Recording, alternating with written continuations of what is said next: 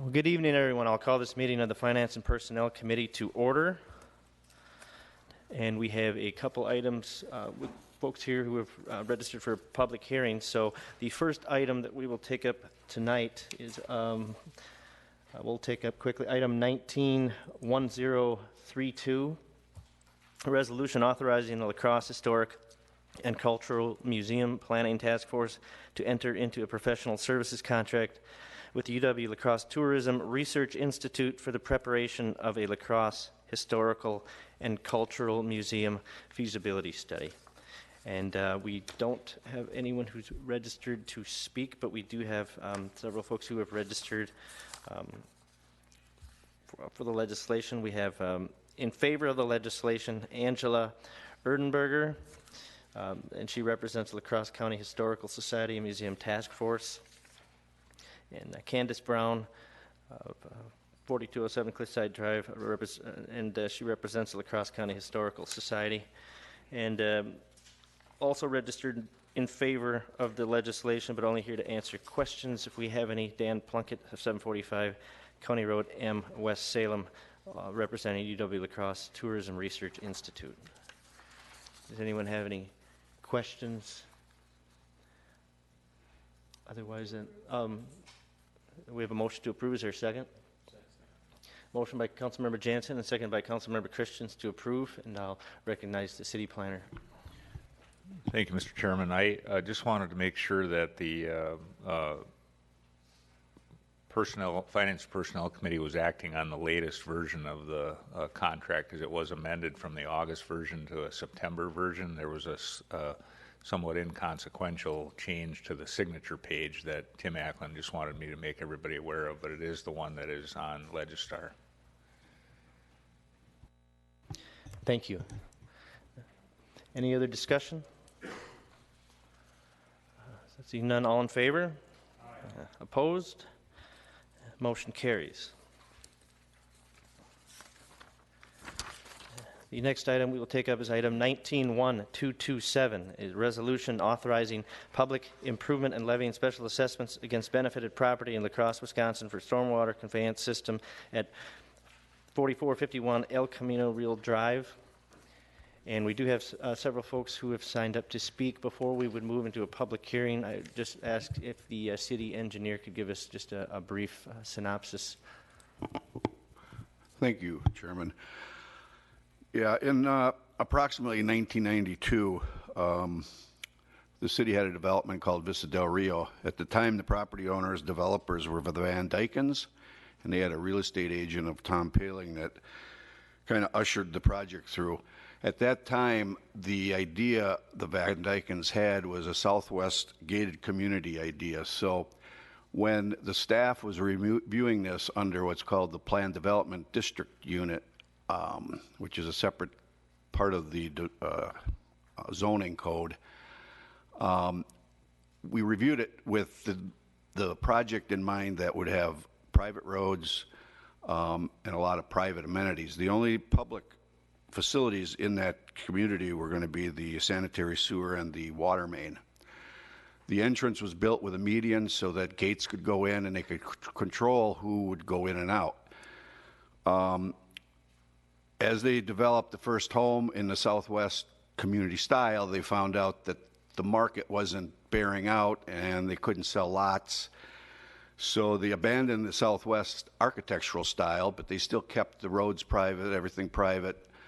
But they gave the architecture up and let people build the type of homes they wanted to build in there.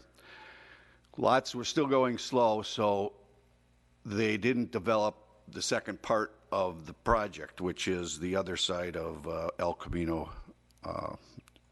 Drive.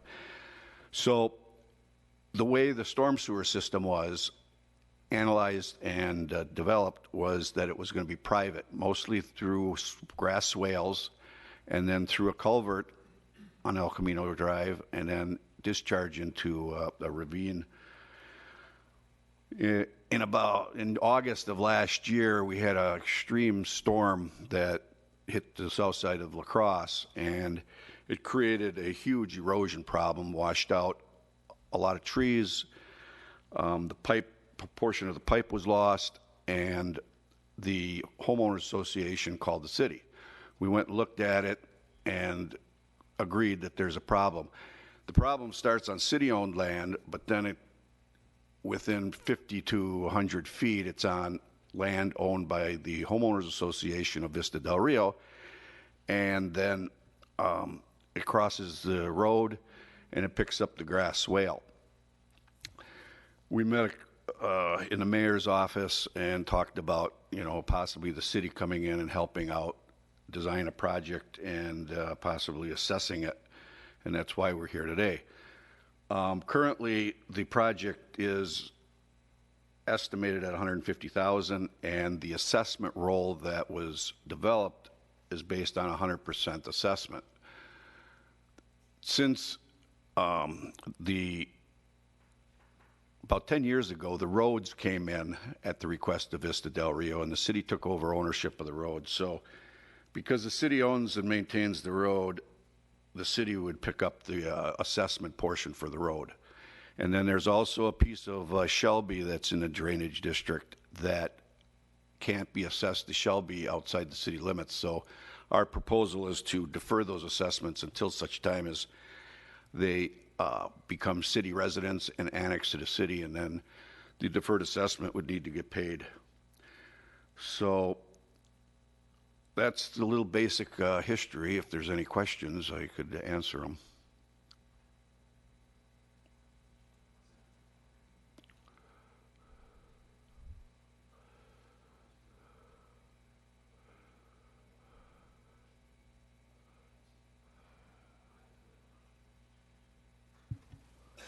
In regard to this issue, the mayor and I have talked, and we have not decided any amount, but he is amenable to the city being responsible for part of this $150,000. So we're going to go to a public meeting shortly here, but keep in mind that I think what we're wanting to do tonight is to refer this to the full council for final action, with the idea that, excuse me, between now and next Thursday, we would come up with whatever amount that would be, whatever percentage could be agreed on by the city to take over for this. So keep that in mind, and we'll go to a public meeting. Thank you. Anything else before we go to the public hearing? Otherwise, I'd look for a motion to go into public hearing. So moved. Motion by Councilmember Ostrom, and second by Councilmember Christians for public hearing. All in favor? Aye. All right, we are in public hearing, and we have several people who have signed up to speak in opposition to the legislation. And the first and registered in opposition is Pat Houlihan of 3413 Geneva Lane.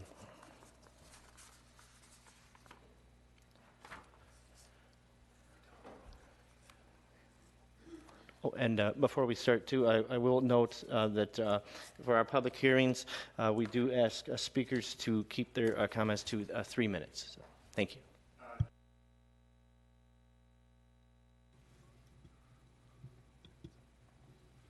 Thank you. Can you hear me? Mr. Chair, I'm here on behalf of Jerry and Michelle Sheehan, who I've known for years, but Jerry's not able to get around that well anyway. So what their concerns are, frankly, is they feel they're really not benefited by this project.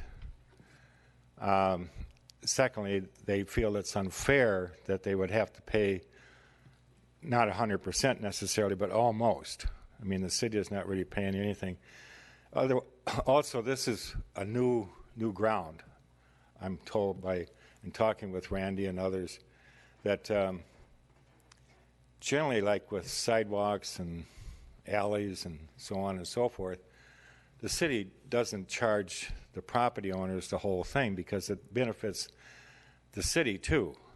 And this would benefit that area. Hopefully it would help that area develop. And also, the Sheehan's and the other people that live out there, just as I do and everybody else in the city, we've been paying this stormwater assessment, a stormwater charge on our water bills for several years. And now to say, okay, this is a stormwater project, and to charge it against those properties down there, as opposed to what the city, I think, has helped out the north side and other areas of the city. In other words, the city itself has stepped up to the bat to pay for most of these other projects that deal with drainage in the city of La Crosse, which there's a lot of concerns with. So we would ask for your consideration, if that means referral or whatever, to work out what should be a fair plan for this project. Thank you. Thank you. Anyone have any questions?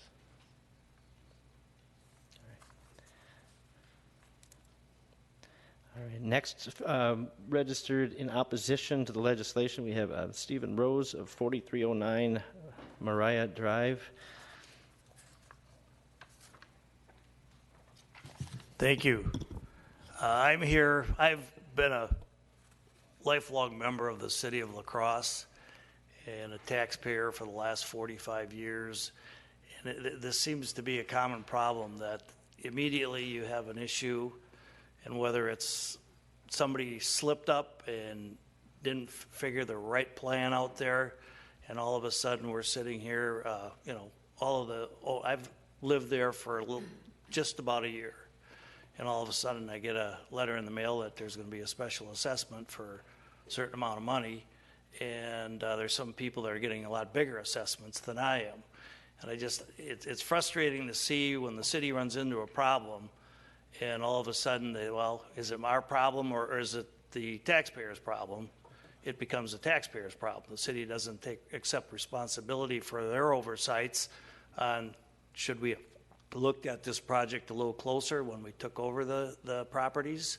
So all I ask is you consider it and do it the right way. I mean, all of us out there, I mean, it's something that it's frustrating, and hopefully you come to the right decision and decide, as it was proposed now tonight, that the mayor and the committees are possibly going to accept more responsibility than was first mentioned. So if you could accept 100% responsibility, I'm sure we'd all be agreeable to that. So thank you.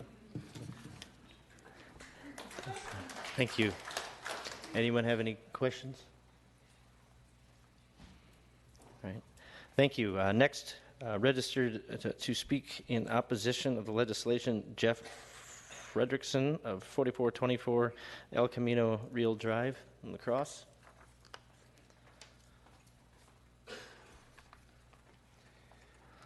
Thank you. I just wanted to point out and clarify that the problem that exists, especially with El Camino, the properties that are adjacent to this problem, actually existed for well over 10 years. I was on the board for the association probably 12 to 13 years ago. There was several attempts from our board to talk with the city at that time regarding the erosion problems that were already starting to happen.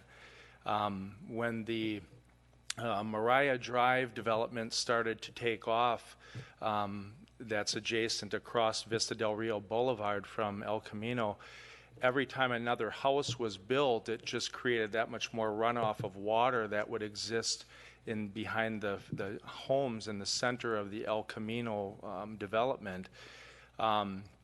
So I guess what I want to point out, with all due respect to the planner, that the Mariah development was approved by the city, and this problem has gotten nothing but worse over the last 12 to 15 years. We've been homeowners there for 16, I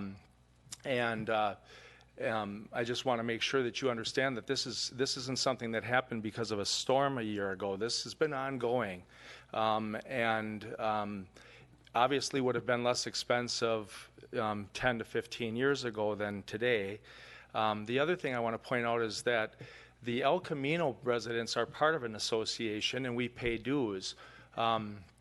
In looking at your assessment, I see that the association actually was assessed a fair amount too, But keep in mind that that money is also coming from the residents that live on El Camino.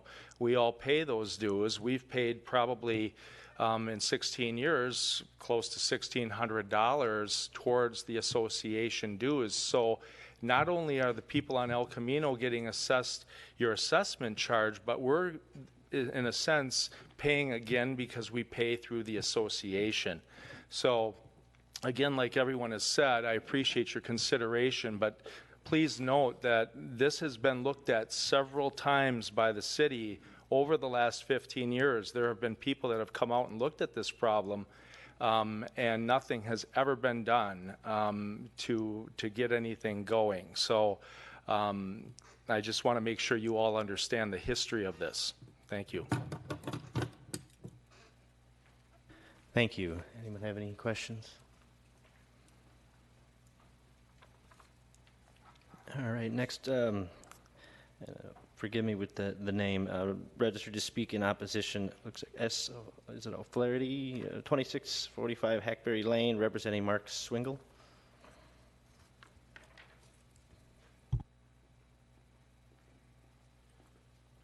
For the record, my name's Sean O'Flaherty.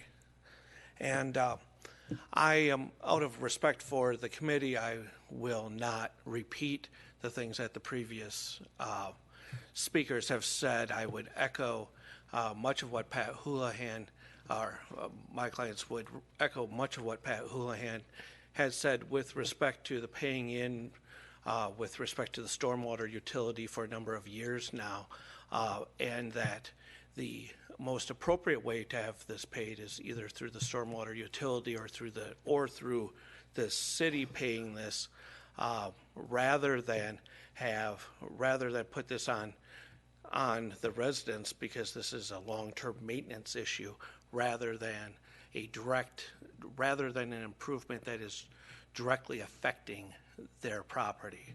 So I would echo Mr. Houlihan's statements and arguments. The only other matter that I will point out is I submitted a letter to you yesterday, and attached 44 objections from 44 different taxpayers. So you should have that in your packet, and those are homeowners affected directly by this assessment or proposed assessment. Thank you.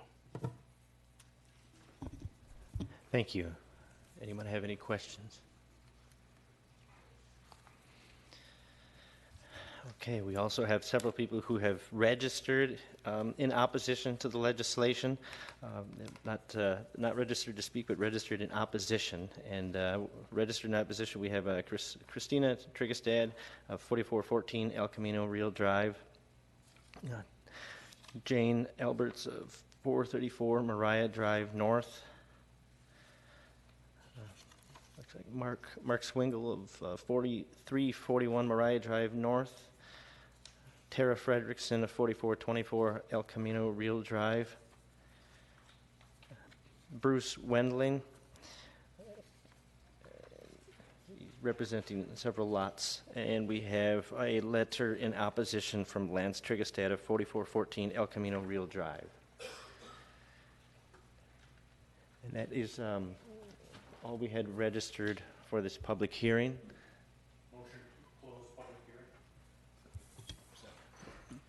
Motion by Councilmember Ostrom, second by Councilmember Slisnico to close the public hearing. All in favor? Aye. Opposed? The public hearing is closed. And then, did you want to? Thank you, Mr. Chair. I guess after hearing this, I'd like to suggest that we pass this to the full council next week without a recommendation, while we have a chance to figure out what percentage the city might choose to take in this regard. All right. There's a motion to refer this to the full council meeting next Thursday, and the motion by Councilmember Christian, second by Councilmember Jansen. Any discussion? Seeing none, all in favor? Aye. Opposed? Motion carries. That'll be referred to next Thursday's meeting of the City Council with no recommendation. Did you want to make that for the other item as well? No, the other items, I don't Okay, all right. Great. All right. Thank you. And we do have one other person who is registered for a public hearing. They've registered in favor, and the item that they registered for lists 191227, but it lists the alley paving. So I will note, I will take that one up.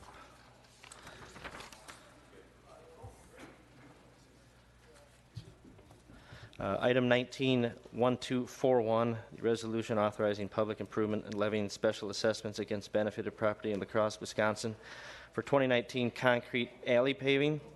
And that's Alley 1 between 6th and 7th from Adams to Johnson, Alley 2 between 6th and 7th from Vine to Southern Terminus, and Alley 3 between Ferry and Madison from 14th to the Western Terminus.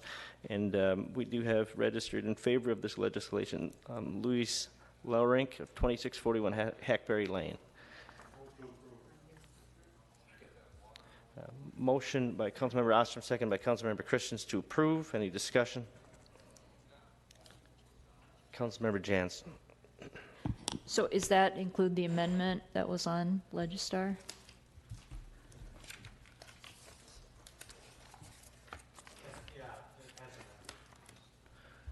The motion is to approve as amended with that amendment listed in Legistar, which changes the date from August 26th to September 3rd.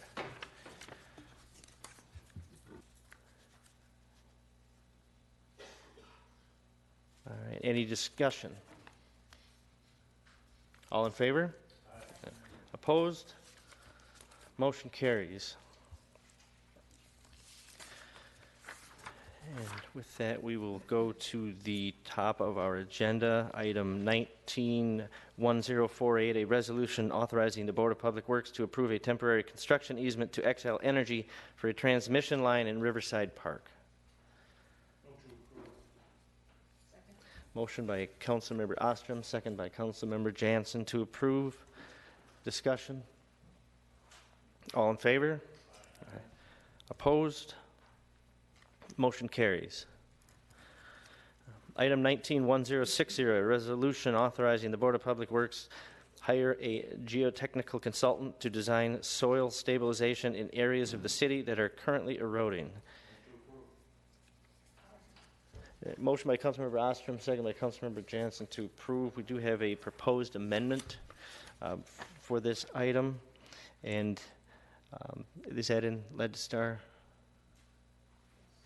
Okay, and that adds a line, be it further resolved that additional funding of $20,000 to pay said consultant is available from sanitary sewer utility reserve funds. So that is the proposed amendment. Does anyone wish? Motion by Councilmember Ostrom, second by Councilmember Christians to move that amendment. Any discussion on the amendment? Seeing none, all in favor? Aye. Opposed? Motion carries. And on the item as amended? Motion by Councilmember Ostrom, second by Councilmember Christians to approve. Any discussion? All in favor? Aye. Opposed? Motion carries. Item 191069, a resolution approving proposal for professional services for a feasibility study, design, and construction service for La Crosse Fire Station North. Move to approve. Motion by Councilmember Ostrom, second by Councilmember Happel to approve. Any discussion? All in favor? Aye. Opposed? Motion carries. Item 191102, a resolution declaring certain property located at 732 George Street, parcel 17-10290-10 as surplus property. Motion by Councilmember Ostrom, second by Councilmember Sliznico to approve. Any discussion? All in favor? Aye. Opposed? Motion carries. Item 191130, a resolution authorizing the police department to accept a Wisconsin Department of Justice grant. Motion by Councilmember Jansen, second by Councilmember Christians to approve. Any discussion? All in favor? Aye. Opposed? Motion carries. Item 191195, a resolution approving proposed water rate changes as determined by the Wisconsin Public Service Commission. Motion by Councilmember Jansen, second by Councilmember Sliznico to approve. Any discussion? Councilmember Happel. Just curious, from a technical standpoint, this has gone through the Wisconsin Public Service Commission. Do we really have, as a council, much say in this, or is this more or less what the commission is saying we're supposed to be charging? Anyone able to feel that? This is a final order from the Public Service Commission, so at this point it's more so getting approval on the implementation date, which we're asking October 2nd of 2019 to be that date. It's already been through public hearing and through all the steps we have to go through for that. So what you're saying, Tina, is that basically we could be ornery and say no and it doesn't make any difference? I'm not really sure what the Public Service Commission, it would go back to the Public Service. Yeah, if you said no, we would go back to the Public Service Commission and we'd have to start the process over again. And Bernie, they'd probably tell us that it's what they said is what it's supposed to be. I'm not picking on you. I'm picking on the state here. Yeah, their job is to make sure we're doing our job, and yeah, they would have something to say about it. Any other questions? Discussion? All in favor? Aye. Opposed? Motion carries. Item 191215, a resolution authorizing submittal of letter of interest regarding the acquisition of United States Postal Service property located at 425 State Street and allocation of associated funds. I would like to ask the city planner, I did receive notice that there's a proposed amendment, but I don't have that with me. Could you give me an update on that, please? Yes, thank you, Mr. Chair. Under Exhibit A, so the process to purchase U.S. Postal Service land requires a letter of intent, and they have a outline structure that we have to conform to, and part of that outline structure is the purchaser's representation of what we're going to do with the site. And one of the things that they make known is that when they turn over federal land to a municipality, it's intended to be for publicly owned facilities, which we are considering things like parking, fine arts center, those types of uses. Not to say that there couldn't be private uses above, the air rights on the site, but what's important with regard to that is we're crossing out in the narrative housing with levels of affordability in a hotel, which were also possibilities on the site, and we're just indicating other publicly owned facilities such as a fine arts center and parking facility at this time. If we do reach like a public-private partnership agreement where there are private investment above the public uses on the ground floor and the city profits from the sale of those air rights, then the U.S. Postal Service has sort of a structured profit-sharing type of program where if we do that within 5 years of the anniversary date, we have to share 100% of those profits with USPS. If it's on the 5th anniversary, it's 75% and so forth. So it kind of is a graduated scale. The other thing that's just interesting is that it appears to me in reading this that the profit sharing is all about what we gain from the sale of the property, not from the gain of tax increment on the site. So the city can still, if we did decide to enter into a private partnership to build a taxable condominium above private uses on the ground floor, those taxes would benefit the city, and there isn't anything in the agreement that I can see that would require us to share tax revenue with the U.S. Postal Service. It would just be if we sold those air rights on the property for anything above the public use on the ground floor. Thank you. Thank you. So for that amendment, which section of that letter was? Sorry. Under Exhibit A, which is under the purchaser representation, it just, we're crossing out housing with levels of affordability in a hotel, and we're just including other publicly owned facilities such as a fine arts center and parking facility. And then recognizing that if we change that, there's a profit sharing element. Okay, thank you. And that is in Legistar. I do see that amendment here. Yeah, Councilmember Jansen. So I have a quick question regarding this agreement. It seems very one-sided. So it appears that the post office can change their mind at any point in time, and then we'd be out this money. Is that? Yeah, there's a possibility. It's a negotiation, and because this is a federal entity we're dealing with, you know, there are obviously avenues for communicating with the federal government that, you know, we can, which we have. I mean, Senator Baldwin has been helping us find who we should speak to relative to this project, recognizing that building is not, it's underutilized. You know, they moved the distribution piece up to St. Paul, and now we've got a building that isn't fully utilized. Thank you. Councilmember Ostrom. Thank you, Mr. Chairman. Mr. Gilman, I have a couple of questions.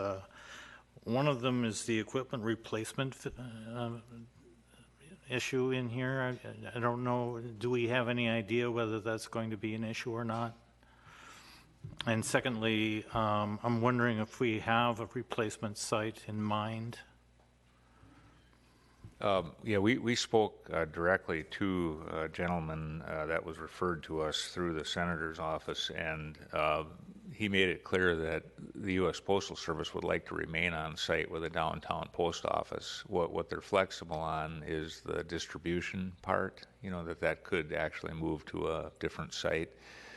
And it isn't I don't think it's our early intent or preliminary intent to get rid of our downtown post office. That's a traffic generator and a convenience for our downtown residents, and it could continue to be part of a project that the city works on. But the distribution piece, you know, we might find alternative sites that meet their needs, but that's a conversation that we haven't had yet. Thank you. Any other questions for the city planner? Councilmember Jansen? Just one last question. So if they were to utilize another U.S. postal property, would we be paying for that? There be expenses associated with that? Yeah, my understanding in looking at the agreement is that if the city, if we don't find room for them on the site, then there could be compensation that they're going to ask for to help them find a replacement facility. So that has to get wrapped into a total development pro forma to make sure that we're accounting for those costs and then the return on that investment on the site. But as I said, I don't think there's any preconceived ideas to get rid of the post office. We just want to make sure that they, you know, that block, which is a block and a half of urban property between the big institutions like the county and Western and the city and downtown, it represents an enormous opportunity cost and value to the city. So if the post office can consume a smaller portion of that and we can do more with that site, then it could be a win-win-win for everybody.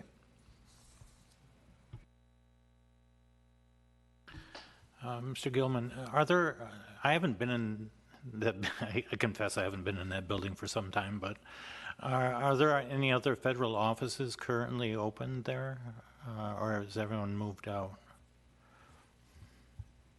You know, my understanding is that there are, but I have to confess I don't know the extent of them in terms of square footages or anything like that.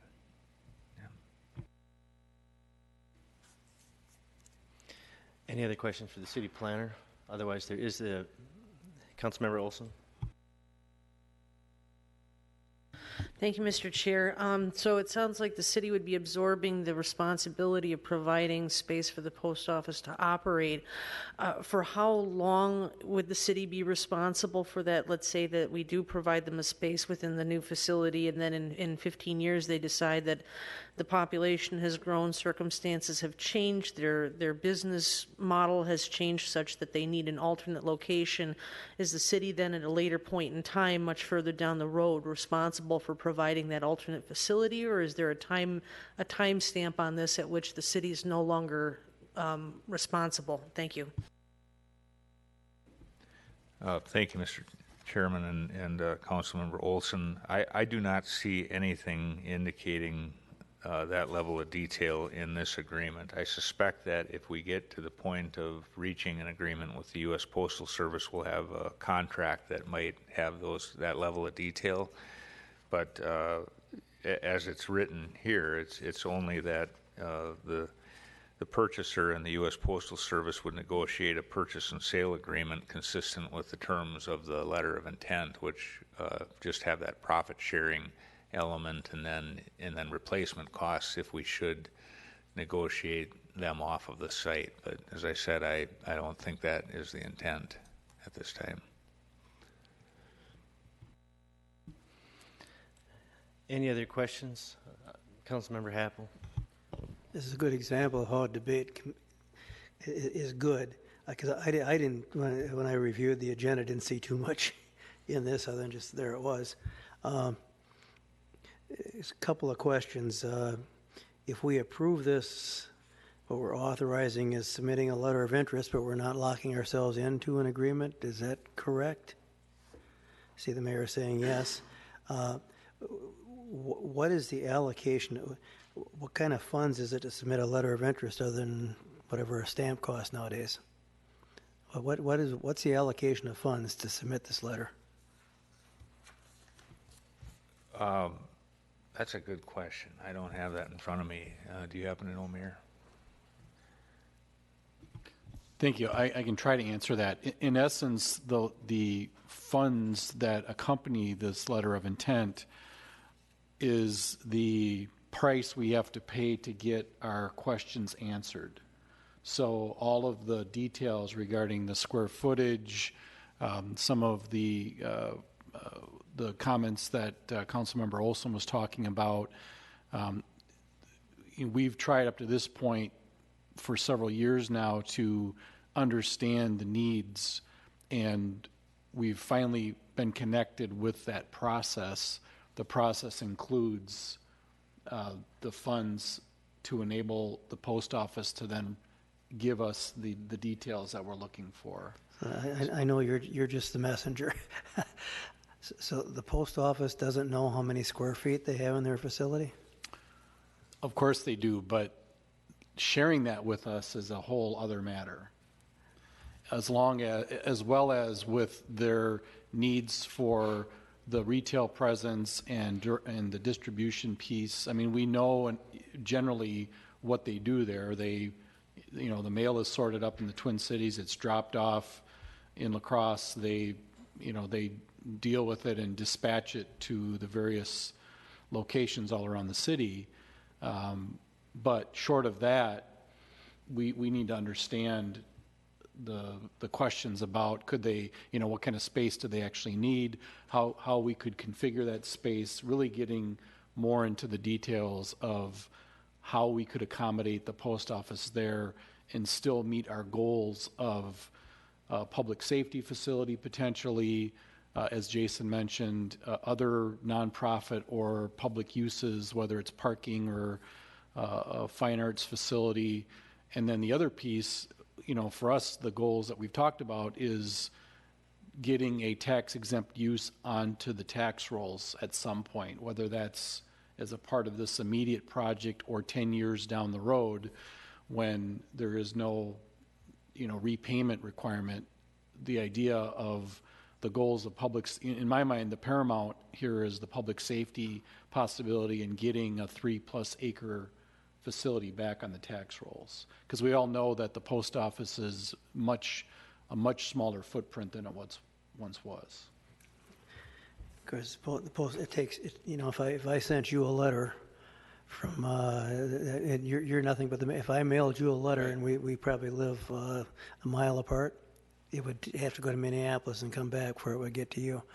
But I just, like I said, this is why I'm glad we're having the question and bringing up the public safety, because that topic came up, I think, actually, Craig, in our fire department task force thing that Jessica and I were on a couple of years back. We were talking about a public safety building and bringing all these things together.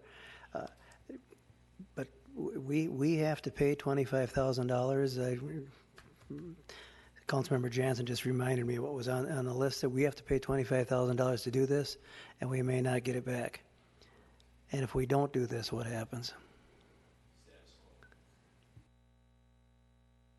If we do nothing, it's the status quo. The post office continues to utilize their facility. The land is not on the tax rolls, and there is no immediate impetus to try to generate redevelopment there. Again, I'm almost pushing this too far, but if it became a public safety building, it would not be on tax rolls either. If it went into some private facility, it would be on the tax rolls as well. Is this something that we need to have an answer right away, or is this?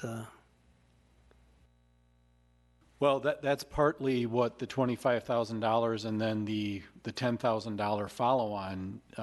Again, those answers come with that price tag. That's what the post office said is this process.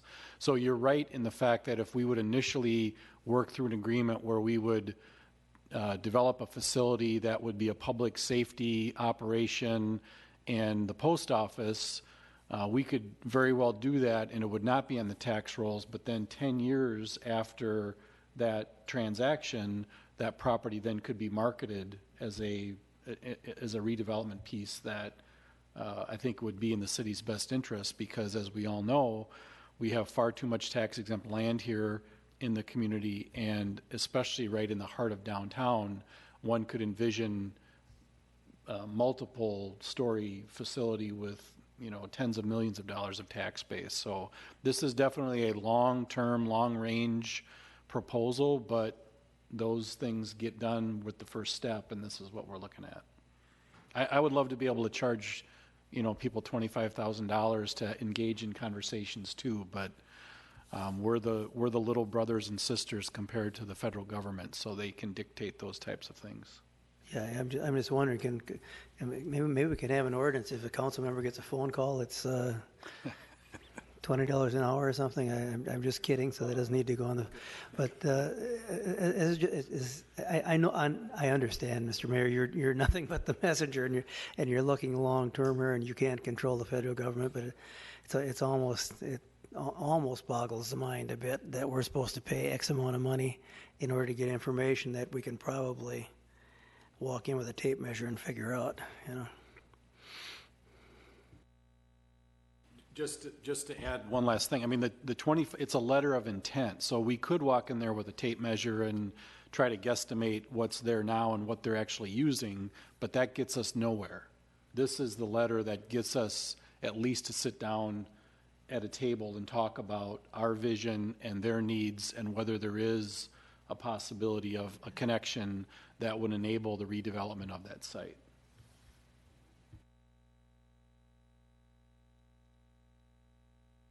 Thank you, and I think my question might help clarify some of the boggling going around in Mr. Councilmember Happel's mind.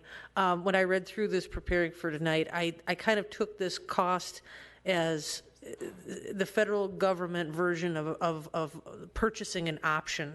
Is that sort of accurate, that once this money is paid out, the city has now purchased entitlement to enter into exclusive negotiation and the option to enter an agreement into the future with the understanding that if we, as one of the parties, decides that it's not in our best interest, we also have the right at a later point in time to walk away. But during that period of time, we now have the right to explore these things without another entity coming in and making a counter offer or trying to undercut us. So I think in private real estate, the equivalent thing would be purchasing an option on a property, so to speak. But maybe the city planner can correct me if I'm not making a correct analogy. Thank you, Mr. Chair. And I'm sorry about earlier, I misunderstood the question. I didn't have in front of me the source of the funds. I thought you were asking where the source was, and it says clearly in the resolution the contingency fund. But yes, you could characterize this as an option because it's leading to a purchase and sale agreement. That's in the operative agreement line on page 3. And that's really that type of an exclusive right to negotiate and leading to a purchase agreement is what we need to engage investors and people that may be interested, because without that, it's hard for them to make an investment in conceptualizing plans for the site. So I'm confident that given the value of this 3 acres and the air rights above it, knowing what's happening around it with Bell Square and and other investments, that that $25,000 will be easily recovered in the future, just based on the conversion of tax exempt property to some level of taxable, not to mention the qualitative benefits of some of the public uses.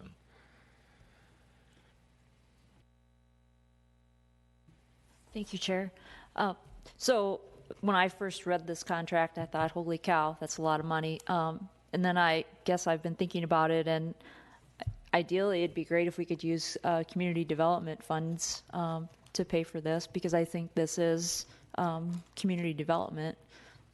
It's an opportunity to make our community better, and whether it's grants that we put for properties that are in the floodplain or buying up houses that are beyond repair, it's an investment in our communities. So I support this. Councilmember Happel. Yeah, and again, I'm not going to vote against it. I've been clear about that. But Councilmember, this is basically buying an option. That's a good description of it. I bring these things up again because the federal government sometimes is not, nor is the state government, all that good towards municipalities and so forth and so on.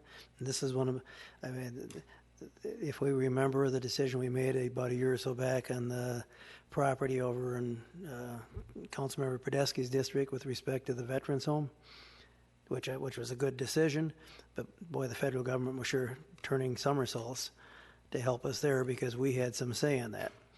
Now there's not quite as many somersaults being turned here because we don't have a great deal of say, so that is kind of irritating. I'll vote for it, but what Councilmember Jansen says is something perhaps the staff could take an interesting look at, because at least some of the community development funds, I think, come from federal grants. That'd be an interesting twist, wouldn't it, to pay for this? So, thank you.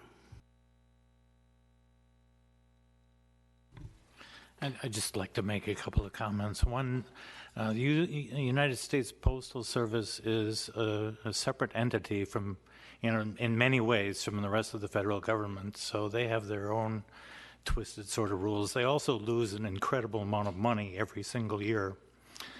And so there was some concern about, what if they renege on the deal? Well, I think they have a vested interest in adapting to the new times, because that building is costing them a lot of money to maintain and heat and so on. And it's going to make their bottom line look a lot better if they can come to some kind of agreement with the city. So unless we do something incredibly foolish, I really don't see them backing out of the deal, because this is in their best interest too. So I think we should go forward with this.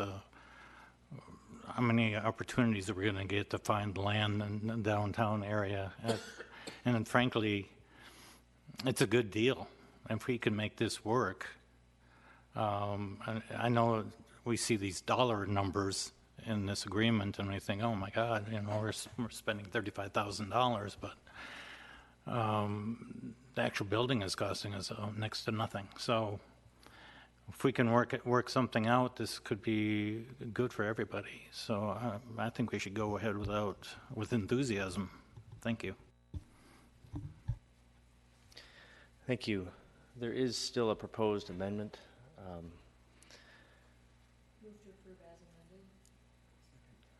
The motion is to approve with the amendment that is in Legistar. And motion is by Councilmember Jansen and second by Councilmember Sliznico. Any further discussion? All in favor? Aye. Opposed? The motion carries, and it's approved as amended with that amendment.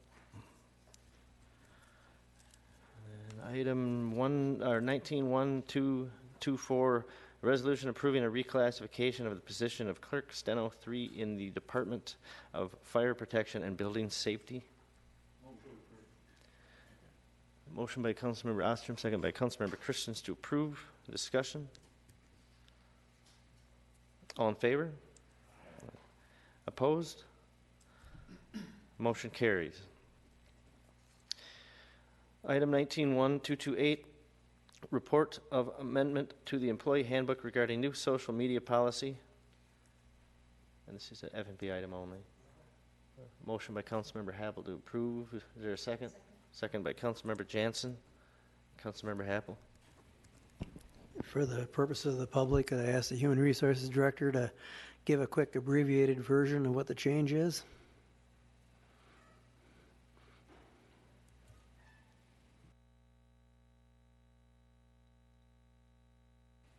Absolutely. So there really isn't a change. This is a brand new policy.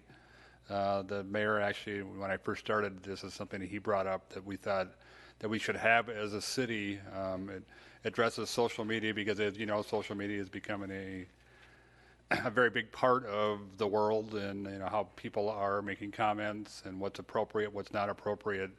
And so this new policy actually addresses those. It talks about what employees are able to do, what they're not able to do, and what could happen to them if they don't abide by the policy. So I think it's actually something that we needed for a while, and I think having something like this in place is going to be really good for the city. And what I meant was a change to the handbook, but thank you, because this is, I'm sure virtually every private company and most publics have a social media policy, so thank you and the mayor for doing this. Thank you. Any other discussion? All in favor? Aye. Opposed? Motion carries. Item 19-1233, a resolution authorizing the mayor and city clerk to sign a state municipal agreement for safety improvements on West Avenue at the intersections of King Street and Badger Street. Motion by Councilmember Ostrom, second by Councilmember Christians to approve. Councilmember Jansen. I was curious if there's been public input on these proposed changes. No, not that at this point in time. There has not been a design on any of it because we need a state municipal agreement before we do any expenditures of. So this would be the first step, and then there would be proposed designs, and then there would be a PIM. Thank you. Any other discussion? All in favor? Aye. Opposed? Motion carries.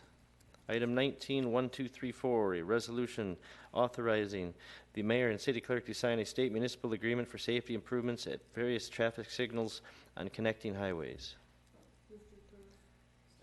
Motion by Councilmember Jansen, second by Councilmember Ostrom to approve. Any discussion? All in favor? Aye. Opposed? Motion carries.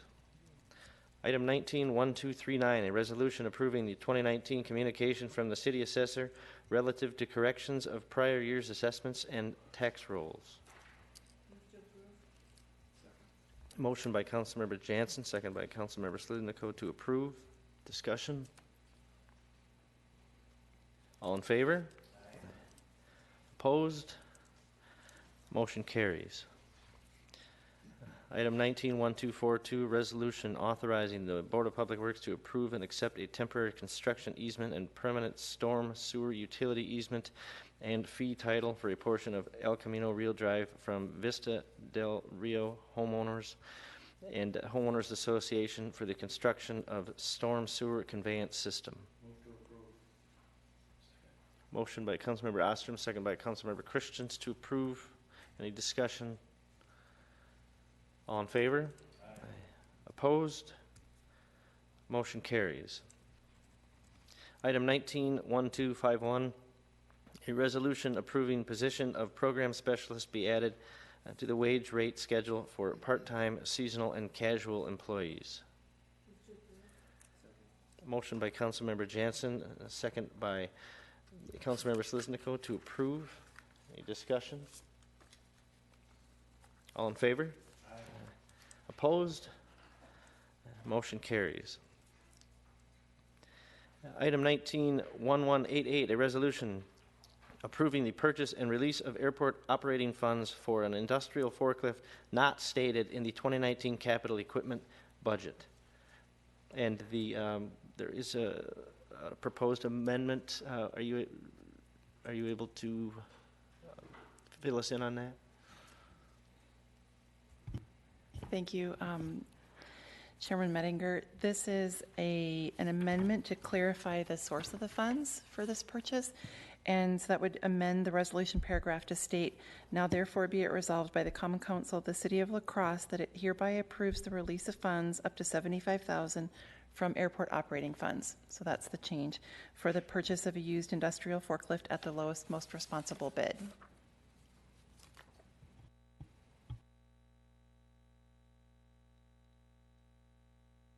Thank you. Would anyone like to move that amendment? Motion by Councilmember Ostrom, second by Councilmember Christians to amend, adding the line add from airport operation funds. Any discussion on the amendment? All in favor? Opposed? Motion carries. And on the item as amended? Motion by Councilmember Ostrom, second by Councilmember Christians to approve. Any further discussion? All in favor? Aye. Opposed? Motion carries. Item 191268, a resolution approving the hiring of Donahue and Associates to perform preliminary design analysis and prepare final wastewater treatment plant facility plan.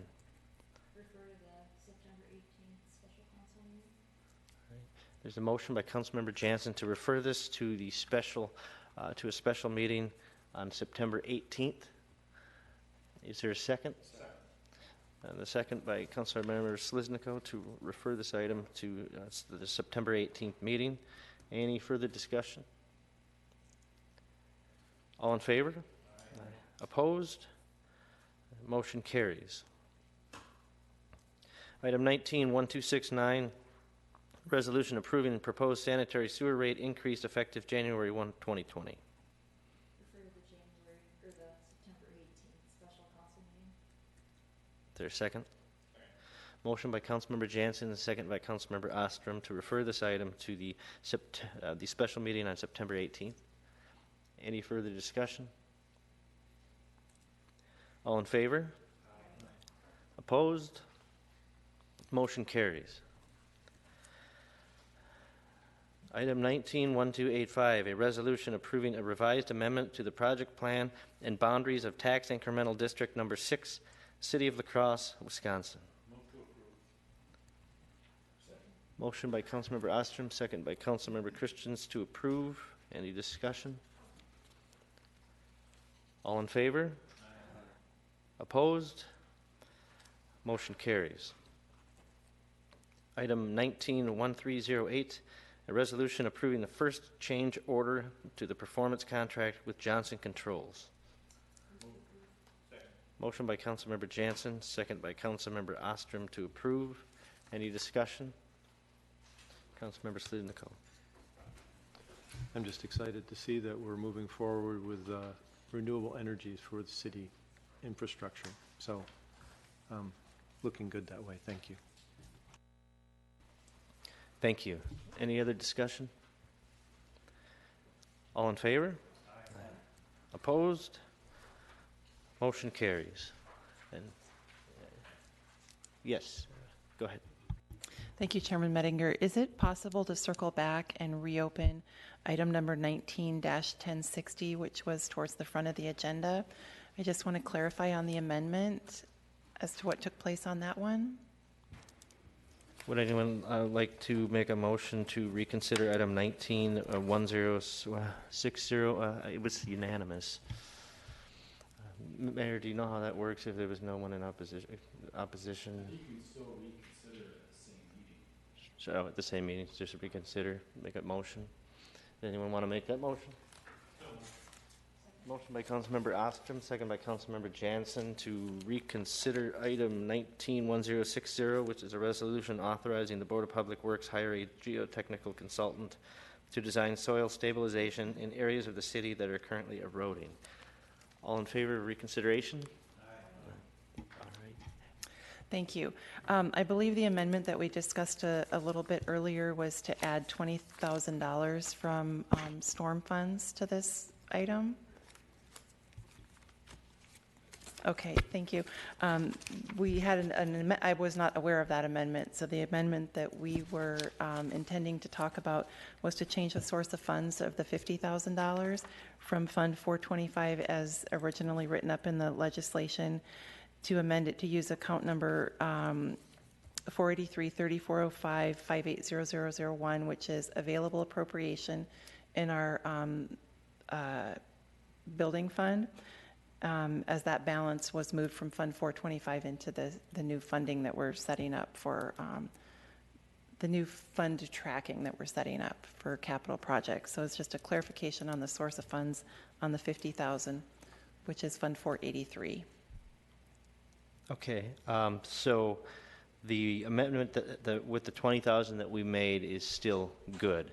Correct. And you're looking to amend the source of funds for the $50,000 to Fund 483? Correct, yes. Thank you. Anyone like to?